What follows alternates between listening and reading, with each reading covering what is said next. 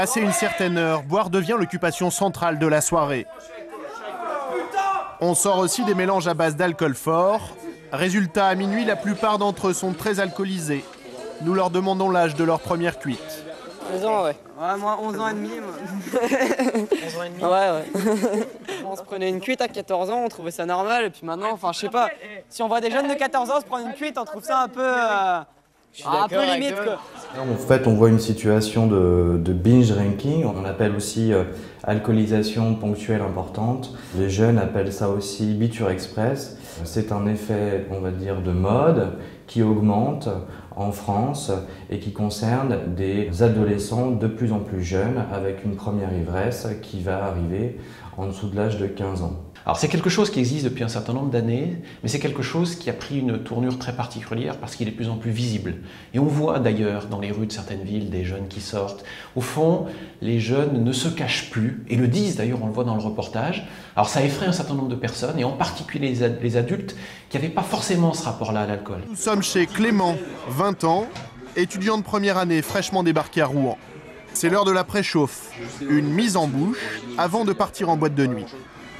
Avec son ami Paul, ils ont acheté de l'alcool au supermarché. C'est juste arrivé avec 0,5, 0,6 grammes dans le sang, et juste pour être bien pour la soirée, et ensuite avoir besoin de boire 10 000 verres dans la soirée. C'est vrai qu'aux dernières soirées qu'on a faites, tellement l'ambiance était motivée, qu'il y a quand même eu 3 personnes qui sont parties en coma éthylique. C'est vrai que ça, c'est quand même... Pour la vie de l'école, c'est sympa, mais c'est... C'est pas moi, c'est pas moi.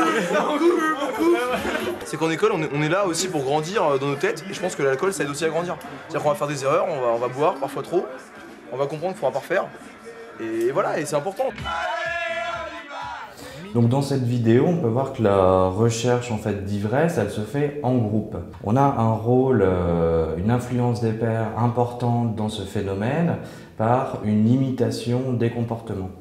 Si vous voulez, l'adolescence est une période où on recherche des amis et l'alcool, par un effet désinhibiteur, va faciliter la recherche du lien social et la création d'amitié. On peut avoir aussi un phénomène de rite initiatique, d'appartenance à un groupe où les jeunes consomment pour valoriser leur image et pour être acceptés par un groupe. Et là, en l'occurrence, ce sont des étudiants dans une soirée.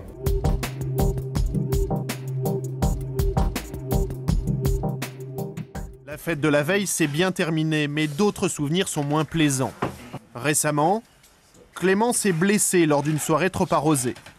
Une chute qui lui vaut une belle cicatrice. Il y a aussi les rapports sexuels non protégés. Moi, les risques, c'était plus par rapport aux filles, en fait, de dire qu'on avait fait des conneries. Enfin, le fait de ne pas se protéger, par exemple, ou de se retrouver avec une fille dont on n'avait pas forcément... pas forcément l'envie de faire ce qu'on a fait, quoi. Je suis déjà grimpé sur des grues, par exemple, avec mes amis, et ça, voilà, on avait pris 2 bières avant, j'étais pas du tout dans un mauvais état. Et je sais très bien que c'est le genre de trucs que je referai plus, parce que là, c'était plus l'ambiance de la soirée, parce que je pense que la soirée aussi, ça ajoute un truc, ça a son petit effet aussi. Et l'auteur, elle faisait cette grue laquelle, en fait, parce que... Non, je sais pas, ça fait entre 30 et 60 mètres, ça dépend. Non, mais c'est clair que c'est très con. Hein. Je crois qu'il y a des exemples auxquels les jeunes sont très sensibles parce qu'ils ont vu d'autres personnes, parfois eux-mêmes, vivre des choses qui sont insupportables.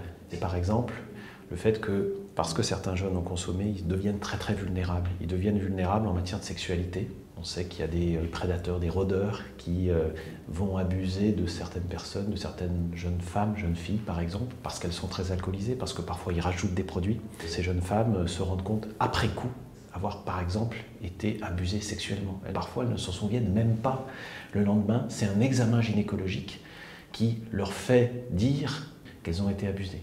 C'est évidemment, on le voit notamment sur l'espace public, un certain nombre de vols qui ont lieu, c'est-à-dire des jeunes qui ne se rendent pas bien compte de leur état et qui deviennent faibles et qui deviennent des proies faciles vis-à-vis d'un certain nombre de voleurs par exemple.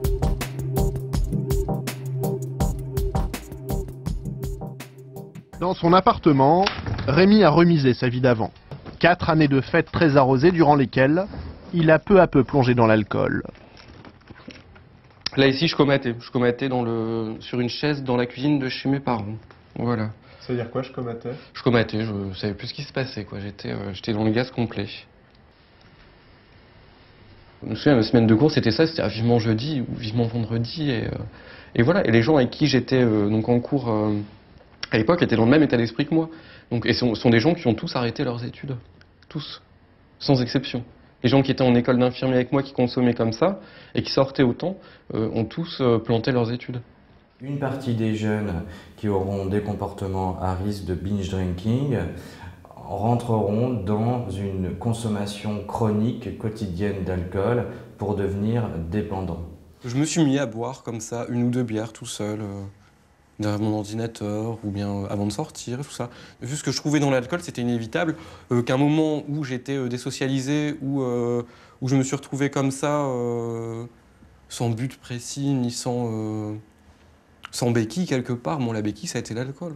Ce rapport à l'alcool, il peut parfois basculer. Alors c'est très dépendant des personnes. On a une vulnérabilité vis-à-vis de l'alcool et ce qui est très difficile, c'est qu'on ne peut pas l'appréhender. Autrement dit, je ne sais pas, nous ne savons pas quelle est notre vulnérabilité vis-à-vis de l'alcool. Mais quand même, plus on va consommer pendant ces études, plus le lien va être évident avec l'alcool et plus ensuite on va avoir tendance à reproduire un certain nombre de comportements de manière différente, moins excessive, mais peut-être plus régulière et dans d'autres contextes.